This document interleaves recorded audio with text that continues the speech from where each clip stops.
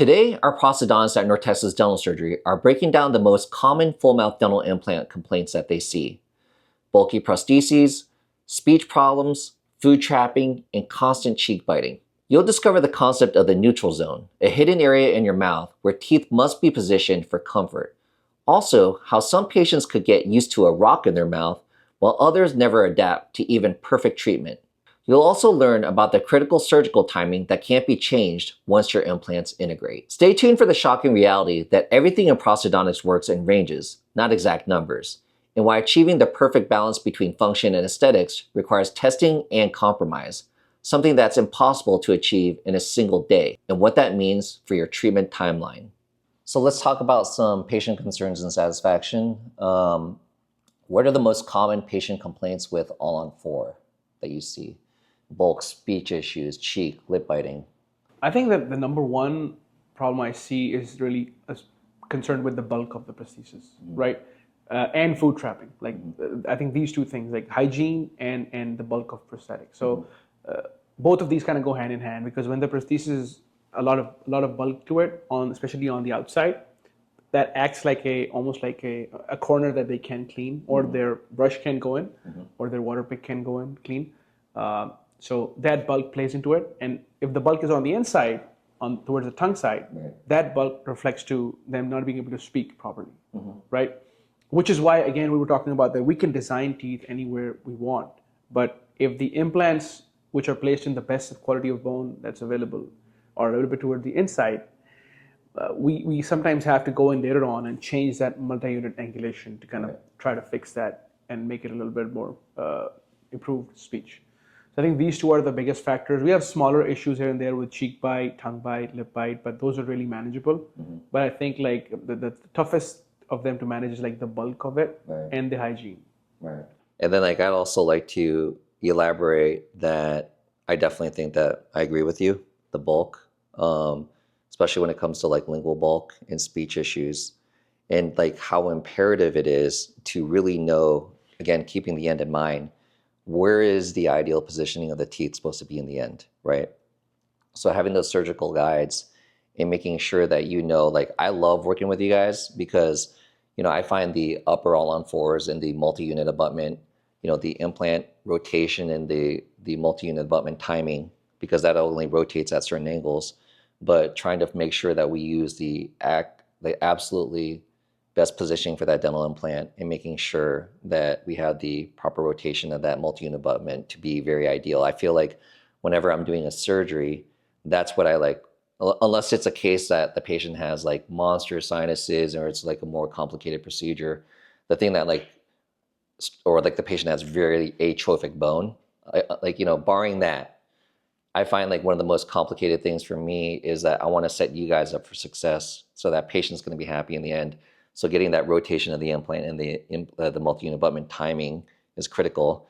And that's why I like to refer to you guys to like be like, hey, I want you to double check my work here, you know. Yeah, so. And just kind of reiterate what you were saying about the timing, like just for, you know, people who are viewing this video, we can only change the rotation obviously of the implant when it's the day of surgery. Right. Can't change that later on. Yeah, because it's integrated. Absolutely. You can't turn that. It doesn't turn, right? So that multi-unit angulation has to be selected in the best possible way at that very time.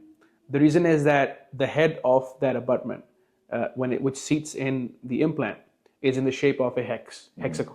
Right. And it can only rotate or switched out in specific orientations. Right. It can't just be placed any way you want to. Right. It'll only go 3 places. So if you have to go in between of those 2 positions, we have to rotate the implant to get to that position, right?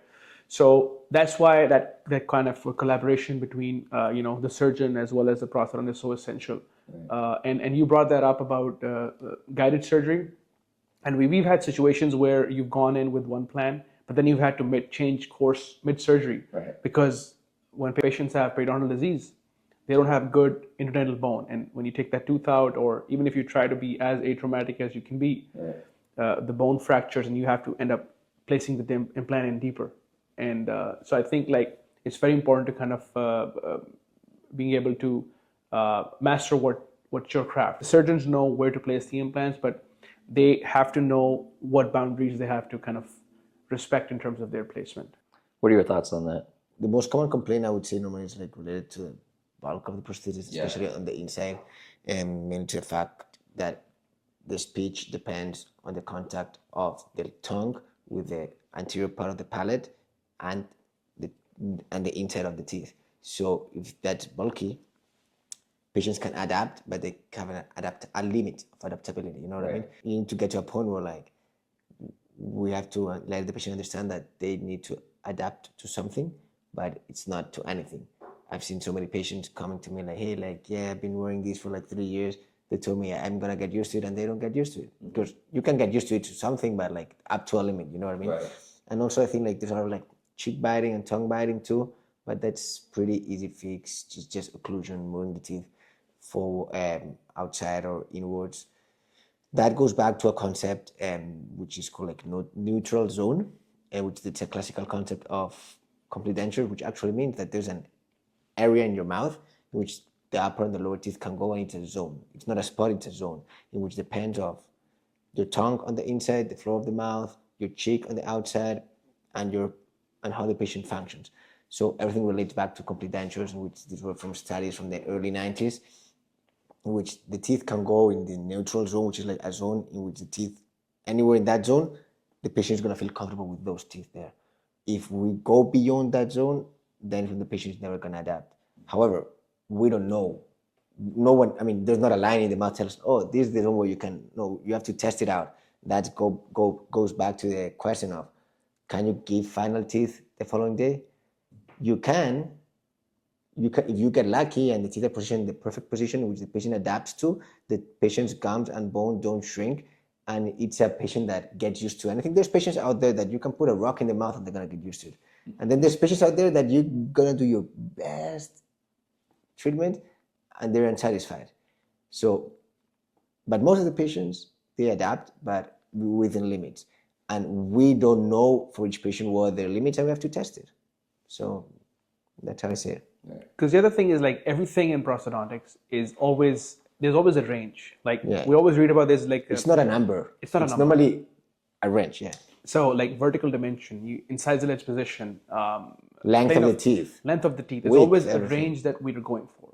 So that's why it's so customized. So even the neutral zone, it might be asymmetric, which means that yeah. you might have, so it's just like a zone where the musculature and the soft tissues on the outside are in balance with the tissues on the inside.